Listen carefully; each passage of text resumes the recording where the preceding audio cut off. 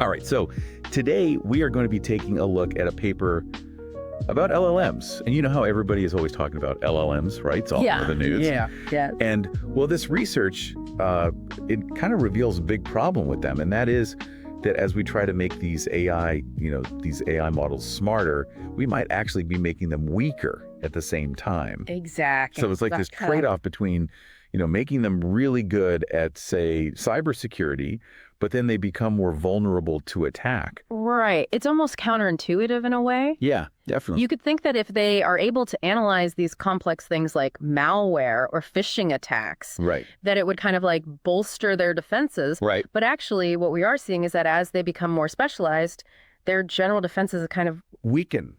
Yeah. And that can be a huge problem because, we are talking about, potential data leaks, maybe even the AI being tricked into helping the bad guys. Right. That's a scary thought. Okay. So this paper introduces this new data set called CyberLLM Instruct. And it's, we see a lot of data sets in AI research, but this one seems to be really purpose-built for this, like training LLMs on this very specific and very important topic of cybersecurity. Yeah, this is a really, really interesting data set. Yeah. And I think the main takeaway here is that the researchers were really thoughtful about how they put it together. Yeah. They didn't just, scrape the internet or pull data from random sources. Yeah. They went to like the NIST, the National Institute of Standards and Technology, and they used industry reports, research papers. Wow. And they even considered how bad actors might try to use these LLMs in the real world. So they were thinking ahead. They were thinking ahead, yeah. And to really test this whole concept out, they tested it on like 7 different open source LLMs. Yeah. These are not like small or unimportant models either. Some of them are really powerful and sophisticated. Yeah, we are talking about models like Mistral, and of course, Llama, which everybody knows. Right. And these open source models are important because, well, anyone can get access to them.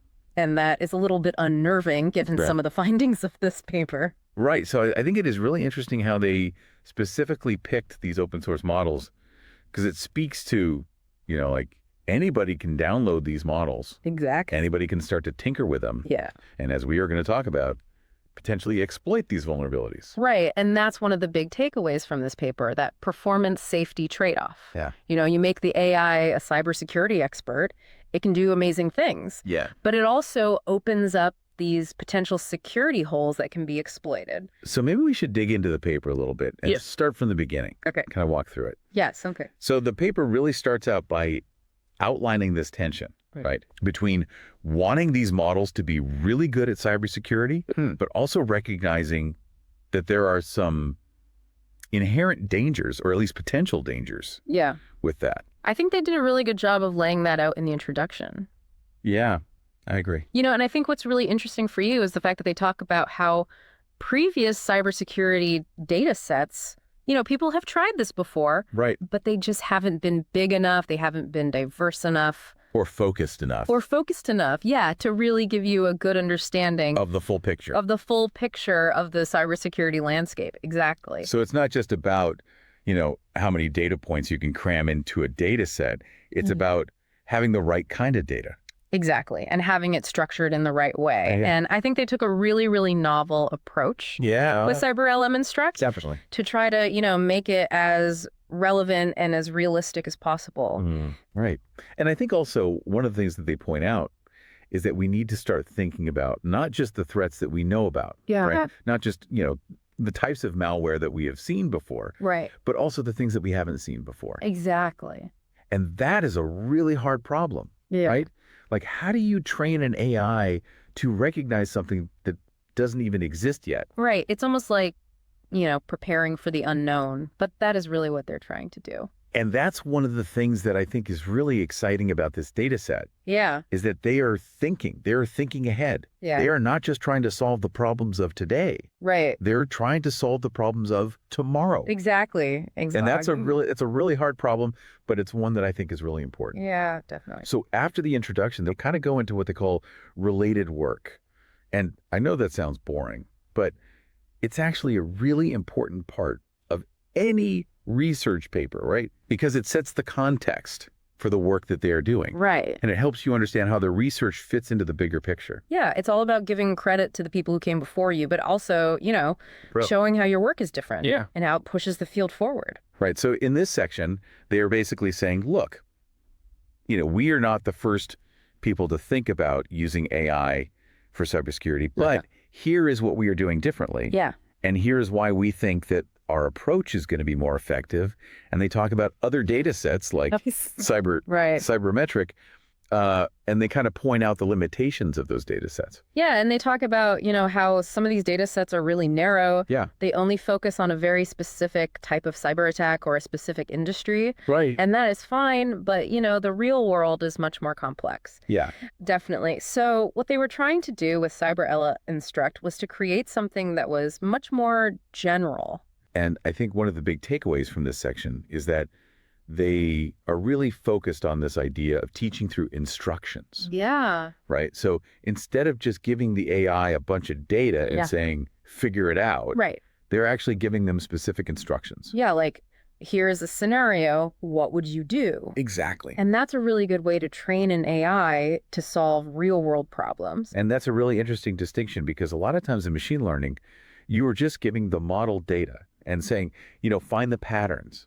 Right. And that can be really effective for certain tasks, but for something like cybersecurity, where you really need the AI to understand not just the data, but also the context. Well, the nuances. Yeah, the nuances. There's intent. This instruction-based approach seems to be much more effective. Exactly. So that's kind of the background, right? Yeah. And then they get into the nitty-gritty of the data set itself. And this is where I think it gets really interesting for our listeners. Because they start to talk about the categories of data that they included. Right. And the way that they structured it. Yeah. So first of all, the scale of this data set is just massive. Huge. Yeah. Almost 55,000 instruction response pairs. That's amazing. That is a lot of data. And they really tried to cover, a wide range of different topics. So what kinds of things are in this data set? Well, they have everything from understanding open source intelligence, which is like, using publicly available information to gather intelligence. Okay. And that's really important for cybersecurity because a lot of times the information you need is out there. It's just a matter of finding it. Right. They also have, analyzing attack techniques, like how different attacks work, how to defend against them. So it's not just theoretical stuff, it's also practical. Exactly. It's very hands-on. They even have sections on dissecting malware, which is like, reverse engineering. Reverse engineering, yeah. Figuring out how it works so you can stop it. And I think one of the things that really struck me about the categories that they included was how comprehensive they were. Yeah. It wasn't just like, here are the top 10 things that you need to know. Right. It's like, here's everything that we could think of that might be relevant. It's almost like they created like a cybersecurity textbook for LLMs. Yeah. Yeah. And these aren't just random categories. They actually align them with like real world threat intelligence. So they were looking at, what are the most common threats that organizations are facing today? Exactly. They used the IBM X-Force Threat Intelligence Index for 2024. Wow. So they are really up to date on the latest. Yeah, they are very current. And they used a combination of, expert review. So they had actual cybersecurity professionals looking at the data. Right. And they also used AI. So they were using AI to help build a data set to train other AIs. Exactly. It's AIs all the way down. It is, yeah. And then they talk about the data set creation process. And I know this is not the most glamorous part of research, but it's actually really important because it gives you a sense of how much care and attention went into building this data set. Yeah, it was a really multi-step process. It was, yeah. They started by collecting data from all these different sources, NIST, industry reports, and then they had to filter it. To make sure that it was relevant and high quality. Exactly. And then they had to structure it into those question and answer pairs. That's a lot of work. It is, yeah. And then they had to assign it to the right security domain. So it wasn't just like throwing a bunch of data into a bucket. Right. They had to really organize it. It was very organized. And I think one of the most important steps, and one that they really emphasize in the paper, is the manual review. Yeah. This is where the human experts came in. Right. And they went through every single data point. To make sure it was accurate, that it made sense, that it was actually teaching the AI the right things. And I think this is really important because, with AI, garbage in, garbage out, right? Exactly. If you train the AI on bad data, it's going to learn the wrong things. And it's going to make bad decisions. So this manual review process is really crucial for ensuring the quality of the data set. Definitely. And then they have this interesting stage called security alignment, which I think is really relevant to the theme of our discussion. Yeah, so in this stage, they were actually thinking like attackers. So they were trying to anticipate. They were trying to anticipate how somebody might try to use this data. To do bad things. To do bad things, yeah. And I think that's a really smart approach because it's not enough to just train the AI on good data. Right. You also have to train it on how to recognize and resist bad data. And how to, not be tricked into doing something that it shouldn't. So the security alignment stage is all about making the AI more robust. Exactly. And they even used other LLMs like Gemini and GPT-4 to help them with this. Right. So it's like, AI helping AI to be more secure. That's really interesting. It is. So it's like they were using the best tools available to make sure that this data set was as secure as possible. Right. And to make sure that the instructions were clear, that they were detailed. I think that's really important because, if you were going to train an AI on something as complex as cybersecurity, you want to make sure that the AI really understands what you are asking it to do. Yeah, you don't want any ambiguity. Right. And I think that this is one of the challenges of working with AI. Yeah. Is that, humans are really good at understanding nuance and context. And AIs are not always so good at that. Right. So you have to be very explicit. Yeah, you have to be very, very specific in your instructions. And that's what they were trying to do in the security alignment stage. Yeah. And then they talk about, why they made certain design choices. And I think this is interesting because it gives you a little bit of insight into the thinking of the researchers. Right. So, for example, they talk about why they chose the instruction response format. Yeah. Why did they do that? Well, they point to research that shows that this format is really effective for improving how LLMs perform tasks. So it's not just about teaching the AI facts. Right. It's also about teaching it how to do things. Exactly. And how to understand real-world interactions. Right. And I think this is really important because, cybersecurity is not just about knowing what a virus is. Yeah. It's about knowing how to stop it. Exactly. And how to prevent it from happening in the first place. Right. So the instruction response format is really good for that. And then they also talk about why they included both basic and advanced scenarios. Yeah. They wanted to make sure that the AI had a comprehensive understanding of cybersecurity. So they didn't want to just focus on the easy stuff. Right. They wanted to challenge the AI. To make it really think. To make it think critically, yeah. And then finally, they talk about how they decided on the distribution of the categories. Yeah. So they wanted to make sure that the data set reflected the real world. So if a certain type of attack is more common in the real world, then it should be more common in the data set. Exactly. So even though some categories ended up having more data than others, it was all based on real world data. So it wasn't just like they were picking their favorites. Right. It was very data driven. Yeah, very data driven, which I think is really important. Yeah, definitely. And then they get into the, the really meaty part of the paper, which is how they actually used this data set. Right. So the first example they give is about fine-tuning these open source LLMs. And they picked 7 of them, right? Yeah, 7 really popular ones: Mistral, Llama, Llama. And they picked them because they are open source, right? Yeah, because anybody can get access to them. Anybody can download them, tinker with them. Exactly, exploit them. Right. And that's why this research is so important, because it's highlighting a real potential risk. Right. And they fine-tuned these models using the CyberLLM Instruct dataset. And they use standard machine learning techniques. Nothing too fancy. Yeah, just to show that, this is something that anybody could do.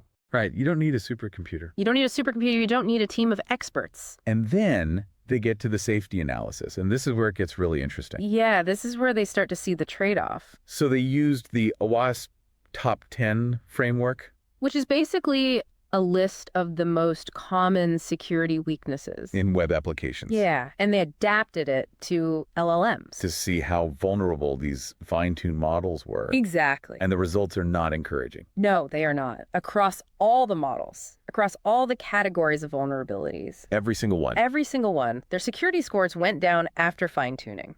So by making the AI better at cybersecurity, they actually made it more vulnerable to attack. Exactly. It's a real paradox. And the 2 vulnerabilities that seemed to be most affected were prompt injection. Where you trick the AI into doing something it shouldn't. And sensitive information disclosure. Or where the AI reveals information that it shouldn't. So It's like, you're training the AI to be a cybersecurity expert, but then it becomes easier to trick.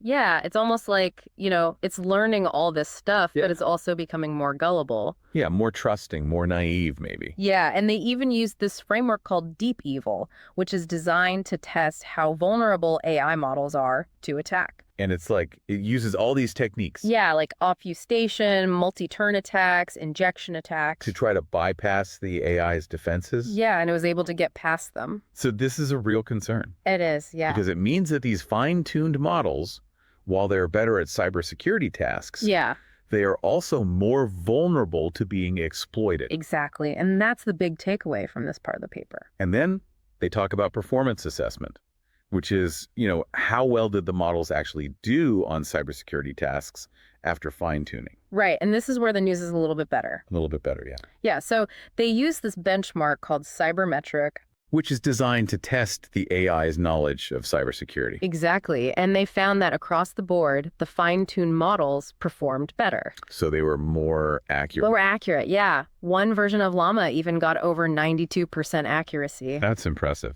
It is. So on the one hand, these models are becoming much better at cybersecurity. Yeah. But on the other hand, they are also becoming more vulnerable. So it's like a double-edged sword. Exactly. And then they have a section called Further Discussions, where they kind of dig into some of the implications of their findings. Right. So one of the things they talk about is how the CyberLLM Instruct dataset might have exposed some weaknesses. Because it's so broad. Yeah, because it's so comprehensive. Covers so many different areas of cybersecurity. And they also raise this really interesting question about how the balance between good data and bad data affects the performance safety trade-off. So it's like, if you train the AI on too much bad data, it might become more vulnerable. Right, but if you don't train it on enough bad data, it might not be able to recognize attacks in the real world. So it's like finding the right balance. Exactly. Is really tricky. It is. And then they also talk about how the size and the architecture of the model itself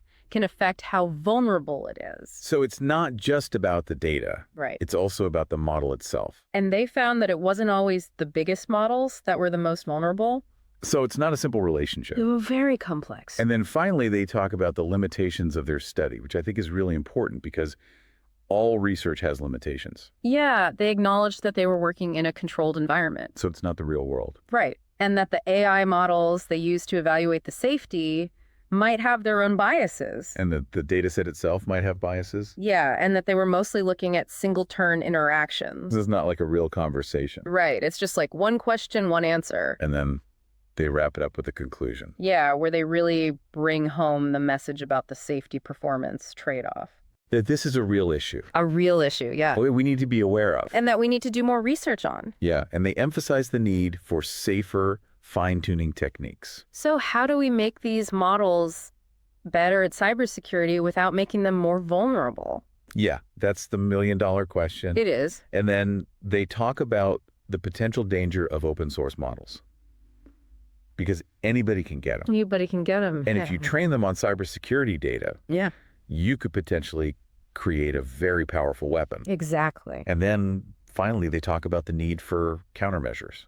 So if somebody does create a malicious AI, how do we stop it? Yeah, that's a really important question. It is. And I think this paper is really just the beginning of the conversation. Yeah, I think it's a really important contribution to the field. Definitely. And I think it's going to spark a lot of really interesting research. Yeah, I agree. So to kind of summarize the key takeaways for our listeners. Okay. Training LLMs on cybersecurity data does make them better at cybersecurity tasks. Yeah. But it also makes them more vulnerable to attack. Exactly. And the two biggest vulnerabilities seem to be prompt injection and sensitive information disclosure. Right. And while the size and architecture of the model play a role, it's not a simple relationship.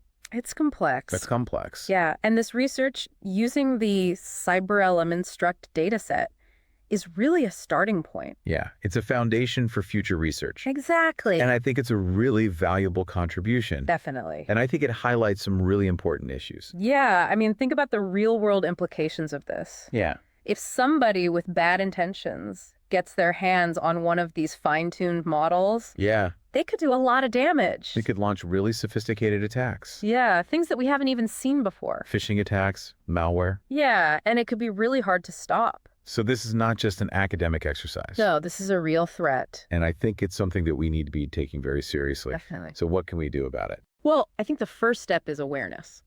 Yeah, we need to know that this is a problem. And then we need to start thinking about solutions. Yeah, like how do we fine-tune these models safely? Exactly. How do we make them more robust? And how do we defend against these attacks? Right, and I think this paper is a really good starting point for that conversation. Definitely. So now, for our Novel Notions segment, where we like to talk about, future directions for research, potential areas that we think are really interesting. Yeah, this paper really got me thinking about this idea of adversarial resilience training. So instead of just focusing on making the AI better at cybersecurity tasks, we also train it to be more resilient to attack. Exactly. Like we expose it to different kinds of attacks. And we teach it how to recognize them. And how to defend against them. So it's almost like giving it a vaccine. Yeah, like an immune system. Right, so that it can fight off these attacks. And I think this is a really promising area for research. Yeah, and I think it could potentially lead to some really interesting breakthroughs. Definitely. And maybe we could even use techniques like reinforcement learning. Yeah, where the AI learns by trial and error. Right. So, you set up this environment where the AI is constantly being attacked. Yeah. And it has to learn how to defend itself. And over time, it gets better and better at it. So it's almost like, training a boxer. Yeah, you spar with them, they get stronger. Exactly. And I think this can be a really effective way to make these models more robust. Definitely. So I think we are almost out of time. Yeah. But I think this has been a really interesting conversation. I agree. And I think it highlights some really important issues. Yeah, this paper is definitely worth reading. Yeah. And the link to the paper will be in the show notes. So check it out. And thanks for joining us on the deep dive. Thanks for having me. And we will see you next time.